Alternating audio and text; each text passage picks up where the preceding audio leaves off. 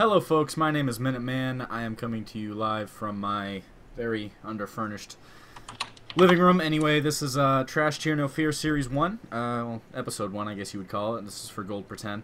I am here with, I think you would go by YOUMATTER, correct? Right, but my in-game name is ChineseJester. Alright, ChineseJester, that's the main account. I saw the Fred Frost account. Man, that's a throwback. He's a pilot now, right? Yeah, he went to pilot school, and I've heard he's been on and off in League playing. He's been playing? Yeah. Oh God! I think he plays mid now. I think he plays mid. Oh, that's a damn shame, is what that is. I used to watch him religiously back in the day. That guy could not have been more upbeat. He was too good. Anyway, folks, I am here. This is a short series. I'm just doing a short interview with some higher elo players, people who go in detail about their champions and have fair experience playing them. In case you don't know, it's called Trash Tier No Fear. We talk about champions that are more undervalued or underappreciated by the community in my eyes and other players' eyes. And this is just a short Q&A. Just to start off, can I ask you, who are you? Well, outside of the game, I guess I'm a college student, normal, living in New York. Nothing special. Okay, then. In game, I guess I would be a challenger Shaco main, starting the game at the end of Season 2, but getting Diamond 1 in Season 3 and Masters Challenger in Season 4 and 5. Okay, then. Any other hobbies you might want to talk about the college student? You know, what majors you might take, things like that. You think people might want to know. I'm currently majoring in economics with a minor in stats, so I don't know where I'll go with that, but hopefully something with the economy. Maybe, I don't know, go into business. We don't know yet. We'll see. All right, then. You know, any hobbies outside of League of Legends? Any other game series you might like? Game series, particularly, I guess I play Hearthstone in between queues, but no, not really games. I guess like I'm active in other areas if you want to know that. All right, then. Well, and just curious about games you might be playing. Currently, I'm an RPG and roguelike fiend, so that's my kind of bag. All right, then. Well, regarding Shaco, and the reason I kind of wanted to contact you, I was just wanting to ask you, to start off, your champion and main role, you know, if you'd like to describe that in your own details. I guess Shaco has always been a jungler, so what attaches me to the role is just a more conceptual role. Like, I look at the world like a chessboard, and I see moves. I see you make one move, and then I counter-react in another way, and I feel like the jungler is the most adept to do that. Whereas when you're a laner, your position is pretty much stagnant. You know what you should be doing all the time, where if you're the jungler, it sort of varies. And Shaco is a decision-making champion. You have to make decisions all the time on any jungler, and specifically on Shaco. Okay, then. Well, that's pretty interesting. So your main role you would identify as, you know, a jungler. Shaco is the champion you picked, and it's mainly because of the way you kind of perceive the League of Legends as a chessboard. That's pretty interesting. Just as an offside, any alternate roles you like to play? Something you like to, you know, do in your spare time when Shaco's banned, or you can't play jungle or anything like that? I mean, I definitely am not short of knowing how to play all the jungle champions. I can definitely play all the meta champions, and I'm not afraid to if Shaco's banned or anything, but I guess if I had to pick other roles, my support is pretty decent. You know, my skill shots are completely fine. Other than that, top is alright. If you put me in mid or AD, we'll see what happens. Well, it's good to play support when you view the board as a chessboard, because then it's like Battlefield. You sunk my battleship. It's craziness. Well, okay. Support is probably the second most roamy role. Yeah. Nah, right then. Yeah, it's pretty good with map vision and decisions along that line too. Okay. When we get right into it, you said your history playing the game was what again? Was Diamond 2 or Diamond 1 in Season 2? All right. So I started playing this game during high school. At the end of Season 2, I got bronze after like 30, 40 games, but I didn't play much at then, so that's my excuse. Impressive. Season 3, started ranking up. I got through gold, through plat. I pretty much never had played in... I played like less than 50 games in plat, so I skipped through gold, skipped through plat, got Diamond 1, and then I was at... Yeah, when Diamond 1 was the highest, I was at the bottom of Diamond 1, like 10 to 30 LP for the whole season, but... Season 4, Season 5, when Challenger came out, I pretty much rushed there, stayed at 600 LP Challenger, and right now, Season 5-ish, I'm hovering at Masters right now. Well, it sounds pretty good. It sounds like you kind of ran right through the ranks, and viewing as a chessboard is pretty good when everybody else in silver's playing checkers. Well, that's pretty interesting. Okay, just wanted to briefly summarize, if you could, Shaco, how do you feel his play style, and just any kind of a quick summary regarding what you think he is and how he performs currently as a champion, not so much in the meta, which we'll get to later. All right. So without looking at outside champions to compare him to, you just off the bat you see a champion that excels at ganks, right? The Q has a 3.5-second invisibility timer, which gives you so much time to get in the middle of a lane. Obviously, you have mechanics to fear and to slow. So what you end up doing is conceptually he's just a gank oriented champion. His farming's not too great and whatnot. He's a champion that excels at stealth, which means that he's going to sneak into brushes. He's going to get to areas where other junglers can't, right? Other junglers have to walk through the wards. Shaco bypasses the wards. And then at level 6, or you can actually do at level 3 now, Shaco just solos the dragon. So he's a very objective-oriented. He wants to take your buffs and get out before you know they're gone. He wants to take dragon before you know they're gone. And he wants to gank when you're overextended. Okay, then, so he's trying to find those vulnerabilities where he can, and he's trying to exploit them using his kit. Okay, that sounds very good. Now, as a more broad question before we get into the nitty-gritty about Shaco, how do you feel Season 5 has changed the game? Do you feel it is for better or for worse? So I think on net, I feel like obviously the most major change is the jungle item change, right? Before we had Elder Lizard, before we had Ancient Golem, all that good stuff, where you would get spikes of 40 gold of conservation stack, so it would stack up to 80. If you kill the camp, it would go to 40. But now it's like consistent. You get consistent spikes of I think 15 or 20, depending on if you have the machete or if you have the upgrade jungle item.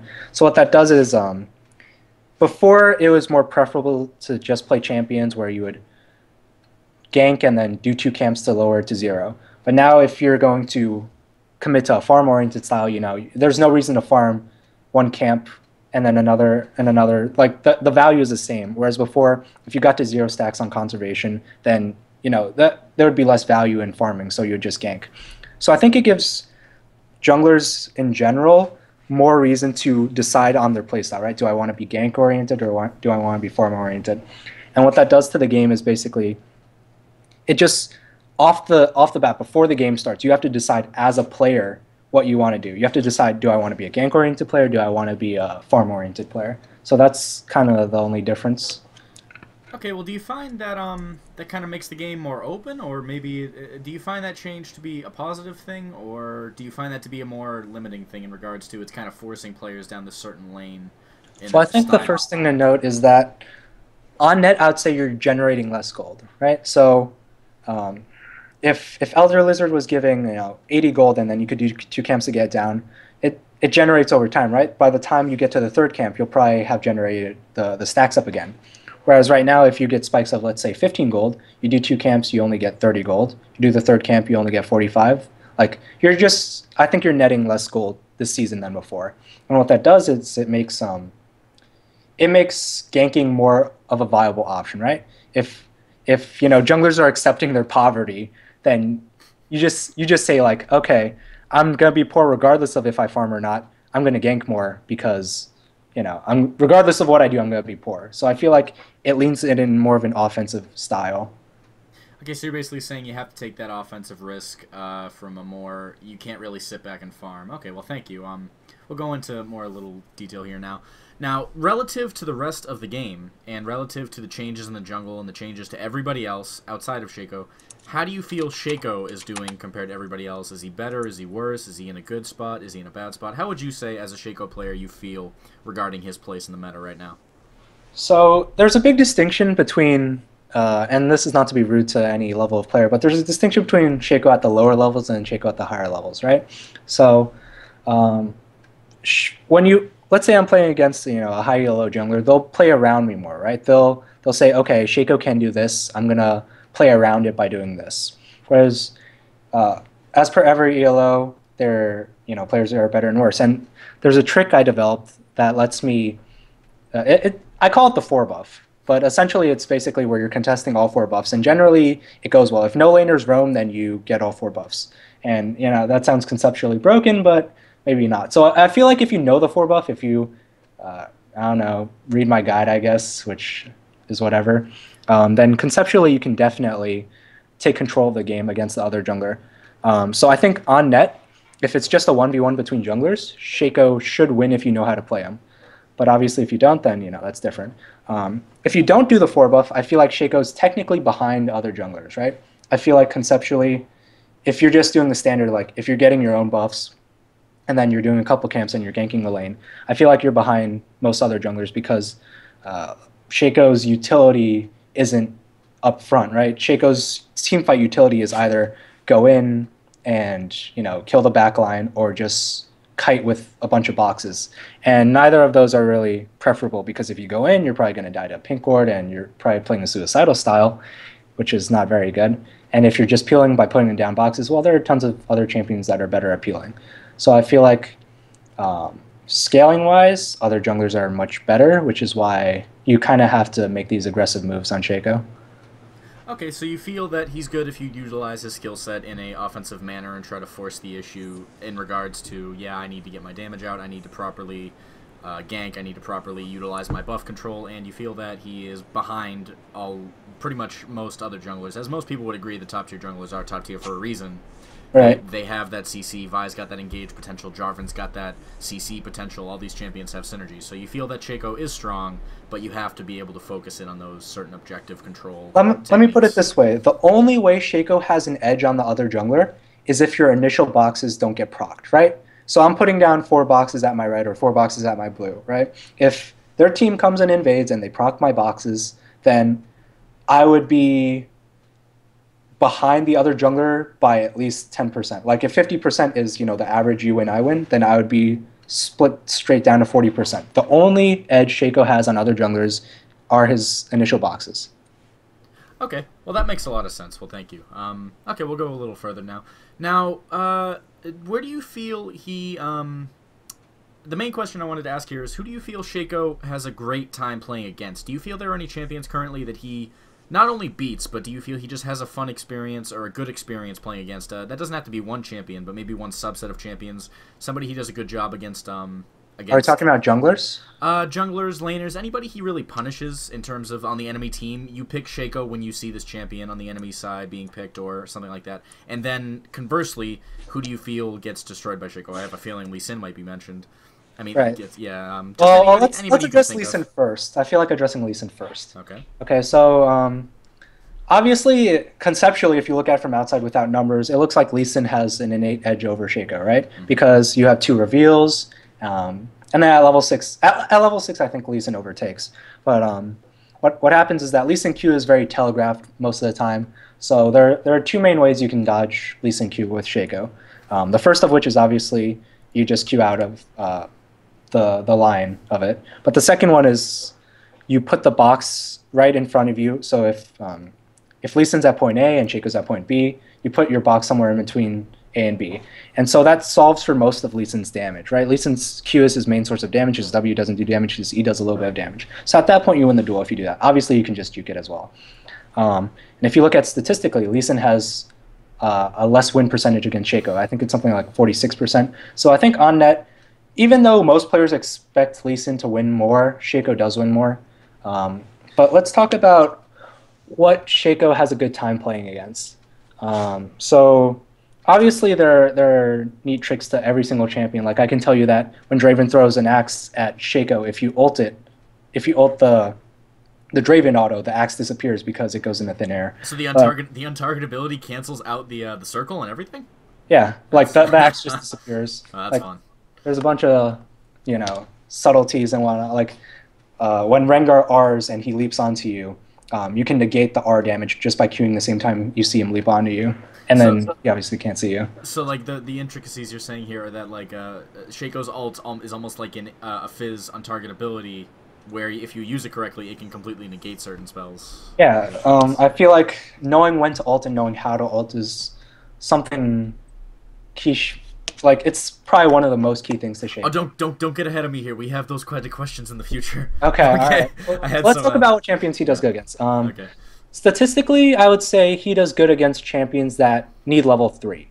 So, right, Shaco is a very strong level 2, right? If he has boxes level 1, he'll have Q level 2, and although Shiv does give us slow and extra burst damage, I think on net, level 2 Shaco beats out a lot of other level 2 junglers. Or like, some junglers need level 3 more, right? I can think of very few who would actually be able to go toe-to-toe with him at level 2, so I understand what you're saying. Right, and especially since junglers like Shaco, you either take Ignite or Exhaust. You don't really take Flash, so you have an extra offensive summoner. Um, but champions like Fiddlesticks, sort of, because you don't level Q second. Elise obviously needs level 3. Anybody who relies on on that 3 spell combination to get things done. Anybody who relies on the full kit rather than just 1 or 2 abilities. Right. Other than that, I would say that champions, just squishy champions in general, right? Like a champion that is backline has CC, but Shaco can dodge a CC. So let's look at Xerath, right? So there's a mid lane Xerath and I queue in behind and I'm trying to get to him, right? And then I go behind, I do my box, I do my backstab. What does Xerath react to? He needs E and he needs a W. And then I just ult, I dodge the E, and there's nothing you can do because he's an immobile mage. Same thing for Vel'Koz, same things for people of that nature. TF card, you can ult away the gold card, stuff like that. It's very strong. Okay, then, so basically champions who... Well, I don't mean to summarize what you're saying, but I'm just thinking, I get the mindset of champions that are very good siege champions. He's able to flank, he's able to come at them from angles where they're not comfortable fighting him against, such as like a Jinx, and most AD carries who don't have some kind of good dodge technique, or mages that really operate at a certain range, like Xerath in Italy. Right. Well, maybe not in Italy, because she's a little harsh at the moment. But yeah, I understand what you're saying. He's very good at taking away your getaway options with his boxes, so he's very good at circumventing your escape routes and doing that sort of thing. So you'd say those are the champions he has the funnest time against because they're like sitting ducklings. Yeah, it's just free. It's fun to shiv people in their asses while they're wondering what just happened. Regardless, let me move past that now. So you're saying he does excel versus champions who are easy to circumvent their escape routes, and he likes to kind of catch them out of position. And he's not great against...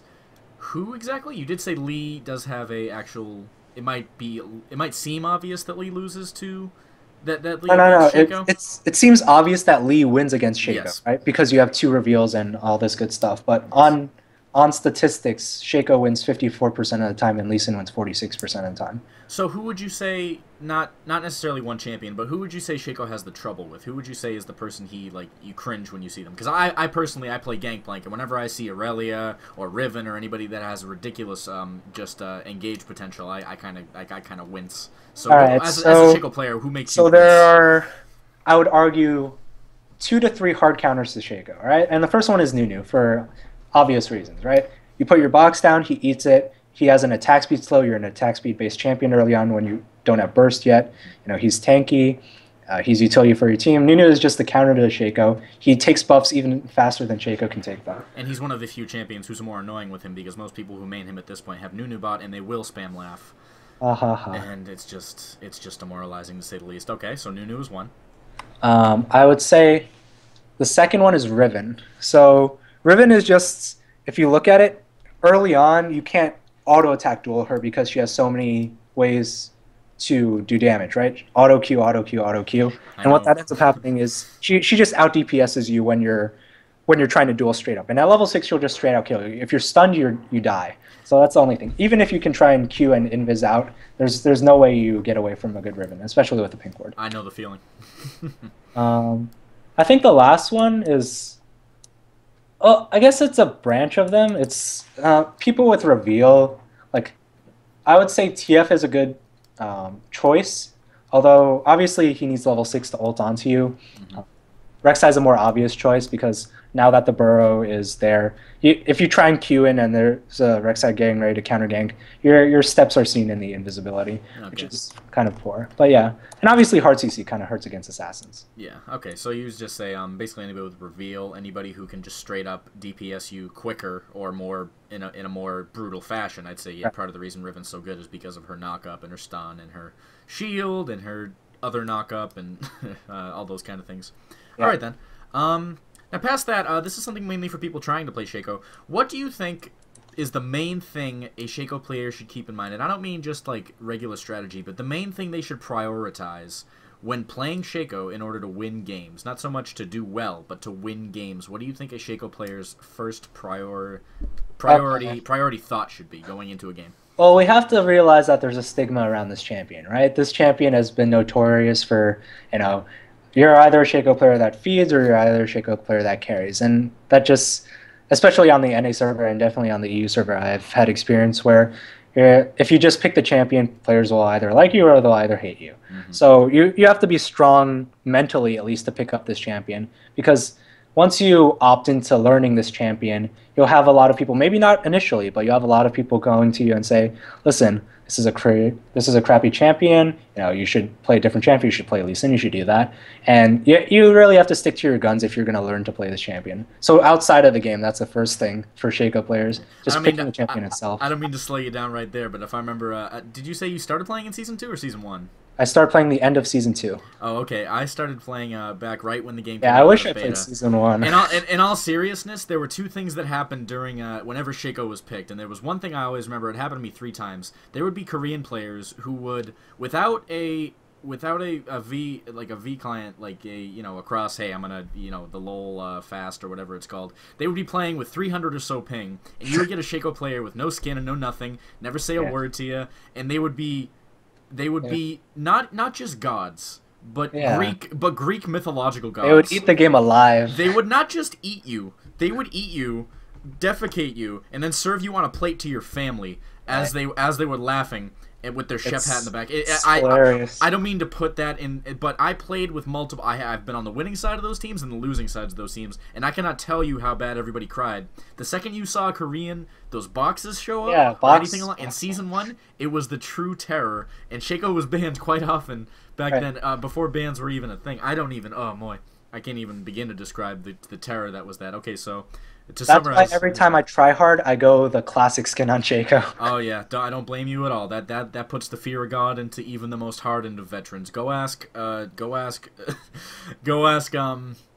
believe it was not Double Lift, but Hotshot GG actually had a few of those games on stream back in the old Season 1 days. Okay, regardless, so you said the first thing mentally you want to be prepared to deal with the hardships that will come by playing Shaco. I think that's similar for a lot of champions I'm gonna be listing in this series. Gangplank, like I said, as I play one of them, he's another one. The only thing people will tell you. But Gangplank is good. Gangplank duels you and he wins. This is a discussion for another day, sir. I will ask you to stay on topic, but yes, we'll move on to the second part is actually playing Shaco. What do you think when you get in game, when the summoner platform loads up, and what is the one thing the Shaco player needs to have in mind? Number 1, do not AFK. Do not go to the bathroom and loading screen. Do not go get food. Do not talk to your mom. You leave base. At 15 seconds, you're out of base, because if you don't get your first box down at 39. You don't get your second box down at 55. It just snowballs. Shaco is not a champion where you're allowed to go to the bathroom while you're loading into the game. Don't be texting your bay on Facebook, people. You hear me, you 12-year-old? Don't out-tap. Don't out there? Hearthstone game. Close it. Play the game. Throw your word down. You can lose to the shaman. It's going to happen regardless. Get out of here. 100%. Yeah, look, I don't even know if that's a legit thing. All I know is shamans were BS back when I played WoW, and Hearthstone is WoW tied. Regardless, go ahead. Okay, so after that, beyond the initial game, right? I think the most important thing is to not, and this goes back to what I was saying before, the stigma that Shaco is only a split push champion, right? Oftentimes in game, and even at higher elo, the players will say, oh, we lost because Shaco has a team fight, or Shaco goes split push, we'll go mid, or something along those nature. You have to be ready to come up with theories on your own of what you feel about the champion, right? If you feel the champion is just that, if you feel like it's a champion that can only split push, fine, believe that and stick to your guns and go for split push oriented playstyles. But if you're a player that believes, no, we can win team fights, Shaco boxes have utility, stick to those guns and go for these team fights. But do you want to some specific mechanic oriented?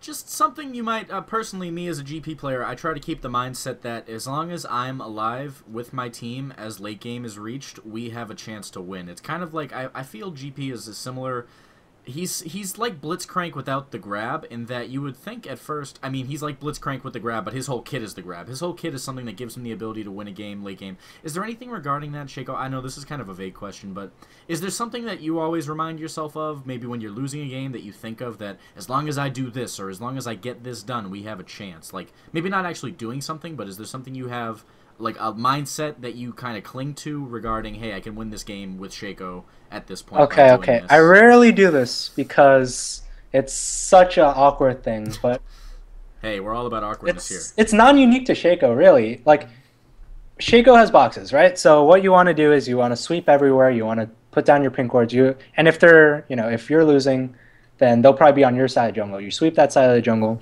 and then you put down boxes, right? You put down one box here, one box in this bush, one box in this bush, maybe stack 5 boxes in one bush, and you have to create picks. And rarely do I actually do this in games because, let's be honest here, if I lost early game on Shaco, it's my fault, and I should probably forfeit. But if you really want to get back in the game, you have to control a side of the jungle with pinks, like after they base. You know, they took your inhib, fine. They base, you go to Baron, you set up Baron, and you literally throw your boxes all over the place, and that's how you win at Shaco. Like, that's because Shaco's a non-utility champion. I guess another thing I could say is that alongside this vision, you have to look for angles. So what I mean by that is, let's say we're at Baron, right? I'm gonna, instead of grouping with my team at Baron, you know, keep on dropping boxes, I'm gonna go around the top side. I'm gonna sweep. I'm gonna make sure I have tier 2 sweep or pink words or whatever. I'm gonna look for an angle to pick someone off, right? I'm gonna queue in at a various angle when my team engages, or maybe before. Maybe I see Kog'Maw going for red alone, so I'm going to go single out Kog'Maw. You have to be very versatile in that you have to be smart when you're wrapping around to find angles, but you have to not be stupid about it, right? I'm not just going to face check a bush for no apparent reason to try and make a pick because I think this champion is so bad. Okay. Okay, I think I can, I don't mean, like, yet again, I'm trying to do this is one of my first interviews, but I'm trying to kind of wrap up your thought in that I think you're trying to say, unlike other assassins who just focus on getting the kill, with Shaco, if you fall behind, or even if you're ahead, this is a good strategy. You want to find the chinks in the armor of the enemy regarding, hey, they're pushing or they're doing this, I need to catch them on the recall and find this spot of the jungle and put some boxes down and catch somebody out, or hey, I'm paying attention to this Jinx, she's just AFK farming, let me go over to her red and maybe catch her out. You have to, with Shaco, you're saying that a Shaco player should have the mindset that I've got to find that edge.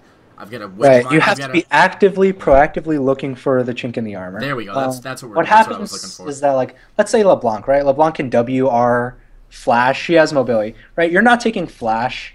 Your only escape you're using into Q in. So you really, really have to be on point. You have one engage tool, which is your Q, and you have no other escape. So when you go in, you go in. You have to pick the best time. And, you know, sometimes that time doesn't exist because the other player plays well, but often it does, and that's the most important thing. Okay, I don't mean to cut you short. Do you play any poker by chance? This is going to be something I do. Okay, I was going to ask. I was going to say this actually could be tied back to Texas Hold'em in that you have to. It's like you're dealing with less chips than somebody else, so you have to find their vulnerability. You got to pull some chips out of them, and then you got to be able to just flop it on the table and say, hey, did I beat your hand or did anything? And then if you made the right decision, then hey, you're walking away with those chips, and they're walking away with a dead nexus. That's a very good alliteration towards that. Okay. You definitely have to pick your spots well. Okay, so picking your spots, finding the chink in the armor, and being smart about it instead of being a little obnoxious about it like Nidalee or LeBlanc might. So okay, so what would you say is the biggest pitfall of Shaco? This might be a small, you already kind of mentioned this, but what do you say is something that keeps people that play him from winning games? What is something you see Shaco players do, and you see that they could work around maybe? Just something you see Shaco players do or think that you see on a normal basis that might be, you're playing, you see somebody play Shaco and you see them do this and you say, oh, that's not going to get you anywhere. Okay, so there are two, and they don't necessarily not get you anywhere, but there are two main faults of Shaco, right? The first one is the most obvious, right? Shaco's a split push champion. So if Shaco's a split push champion, I have my Tiamat, I have my static, I have whatever I'm doing, I'm splitting the side, not really paying attention to the map because I don't think the map matters, right? The only thing I can do is go top or bottom. And, this is the player's mindset, right? If Shaco's a split push champion, I'm going top or bottom. I don't care if they're rotating to me. I don't care what they're doing. I have a Q to escape. I have many boxes to escape. I'm going to put boxes in these bushes so I can get out, maybe drop a ward trinket if I want. But then the whole team rotates to you. And then, what you really have to do is, although it can work, right? Maybe the whole team comes bottom and your team gets Baron. You really have to communicate with your team. Okay, I'm going to go push bottom. So the first fault is just blindly pushing a lane because you think you're a split pusher. The second one is blindly suiciding in for their backline, right? So they have the Xerath in the back, and what's going to happen is that, I have all these items. I have my Infinity Edge. I want to go kill the Xerath, right? But You really have to press tab. You have to evaluate. Oh, they have Zhonya's. Oh, Xerath has barrier. They have pink wards that can just drop down if they see my smoke. And oftentimes going for this kamikaze. I like to call it the kamikaze style because you're trading your life for their life, right? You have no out after you go in. Yeah. And it's like Xin Zhao syndrome is what I like to call it. It's yeah. it's all in or nothing, baby. You're going in and you're dying with me, or I'm gonna murder everybody. Yeah, it's all in or nothing. And I feel like although you can play that style and it might work out, I feel like on net more pink wards are dropped, and you die before anything happens, and you leave your team in a 4v5 scenario, which you is feel bad. okay. So you feel that some Shakos have they have that tunnel vision when it comes to I'm either gonna split push nonstop or I'm gonna be diving, and it's kind of just a Right. Those are the two main faults. Style. Okay then. Well, thank you. That pretty much answers the question. Now, is this a trait you can work around regarding, hey, if you're a Shaco player, maybe you can do this but not die, or you can do this in situations where you don't maybe put yourself in that do or die situation, you put that in a situation where, hey, maybe I get the kill, maybe I don't, I can get out this way or anything like that. Is there anything you see that these players do? Maybe you could give some advice and say, hey guys, do this and maybe it'll work a little better for you. So in particular, in the split scenario, what I do every time I decide I want to split is every time my box is up, I'm going to drop a box, right? I'm going to drop it in escape path, so I'm going to drop it in the tri-bush that I'm trying to escape from, or I'm going to drop it next to the tower that, if they come here, it at least fears them and I have an option to get out. So every time your box is up, and obviously it's going to expand mana, but you want to manage your mana. You don't just want to shift minions and queue randomly. You just want to drop boxes in escape paths so that when they do try and collapse on you, you have a path. Obviously, you can juke, right? Q one way, go the other. You can Q base, so if you press Q and B at the exact same time, you start basing in invisibility. Although it's not for 8 seconds, it's for 3.5 seconds, which is pretty good. So if you find a nice spot where you can survive for 4 seconds, that's good. But yeah, standard jukes, pretend to go over the wall, but don't, and go back to another bush. With the new upcoming trinkets at level 9, if you're going to start split pushing, the trinkets for 250 that you get 2 wards on is really, really good when you're trying to split push. So drop a trinket, safely over the wall into their jungle or something, and it prevents a lot of casualties, I would say. Okay, so long story short, cover your ass. Use some of those trinkets. He's got double boxes. He might as well be Teemo. If you're gonna go for split, yeah, do it safely. Put up your little soldiers and get yourself in a good position to dip set when things break down. All right then. Well, thank you very much. This is almost pretty much all the interview, but I am gonna ask you 2 quick little questions. Any shout outs or comments you have regarding the the interview, or anybody you want to talk to? Shout out on the stream, things like that. I mean, I guess you can follow my stream and follow my Twitter if it's Twitch. I'll be plugging everything. I'll be plugging everything with links when I get the article up. But yeah, you can say everything you need to say. Your Twitter, your stream, anything. You can say it now. Okay, so my Twitter's @LOLYouMatter, LOLYOUMATTER, and the Twitch is twitch.tv/YouMatter. I guess shout outs to all the Shaco players. You have balls if you're picking up this champion. Some older Shacos, I guess. My inspiration for playing this champion on the US server, I guess. Darkwind Jax, Omi's homies, OP Shaco. There's so many. I have so many. Listen, I've studied this champion for 3 seasons. Okay? I know. I read your guide. It's like a Bible. Regardless. Right, my guide, etc. All the NA Shacos, whatever. You all matter. Everyone matters. All right then. And the last thing I just want to ask you is kind of to pass the buck to my next article or anything. I actually am interviewing my next planned interview is an Olaf player from Australia, believe it or not. But he actually does exhaust teleport Olaf to great effect. He's challenger. But my next question is, what is a champion do you think that is currently like a sleeper, like somebody nobody is really paying attention to that could be very good in the right hands? Maybe one champion that you saw, or you saw somebody playing them, or are you like worried that they might not be properly utilized, that you're scared of? Like currently, I'm scared that people are going to start picking up Udyr again because nobody's realizing that he pretty much counters most of the top tier assassins, people who love to dive the back line. He can sustain well. I'm afraid people are going to start picking him up again because he's very good. I guess one of them would have to be Vel'Koz, right? I feel like there's been no play around Vel'Koz. I see a lot of solo queue players. They land every queue. They land. W is not hard to land. E on point. It's a big area of effect. Although he's a mage, and you need skill to play him like you need skill to play any mage. I feel like Vel'Koz could definitely come into the fray in future time. Who else? Let's see. Let me scroll through these champions. Um, you know, surprisingly, Heimer is actually really, really good. I think everybody's sleeping on Heimer, but everybody acknowledges that, holy crap. I think he has a high win rate just because people can't comprehend, hey, let's not dive him so hard, maybe. Right, there's absolutely nothing you can do. He can turn 2v1 scenarios, and definitely if you're trying to 2v2, Heimer wins against any other laner, I think. I say he's similar to Yorick in that he turns the game into like a 5.5 v5, and that he's almost like a champion and a half if you team fight properly. And the last one for sure, like, oh my god, Anibot is such a... he's gonna... Like, what this champion has one of the longest auto attacks for support and for mid, has no mana issues due to Q, has an AoE stun W level 1, has an AoE stun level 6. Hey, we're treading dangerously into Reddit material where just because you will list a champion's abilities. Take care, please. Take care. Riot, you hear you matter. Nerf Annie. This is prime directive number 1. Nerf that very small bunch of skins toddler. Okay, regardless, thank you for your time. I appreciate the interview. This will be up on Gold Pretend as soon as possible. I will post all the links. This has been LOL, You Matter, and Minuteman. Thank you very much, everybody. Have a great night. Good night.